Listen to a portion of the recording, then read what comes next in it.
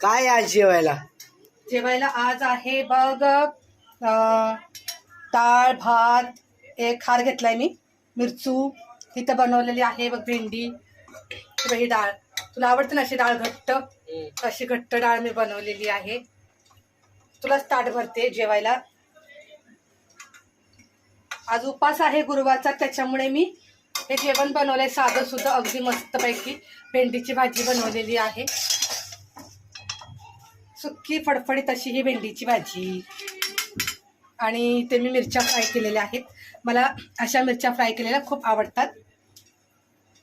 आता भात, डाळ, भेंडीची भाजी, ज्वारीची भाकरी, आणि ही आईने दिलेली आहे कुळीत याची उसळ दिलेली आहे. आई बोलली घेऊन जा, तर हे पण मी तुला देते.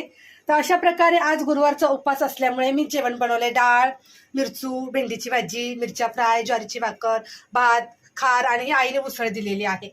तर या मंडळी जेवायला, गुरुवारचा उपवास आहे.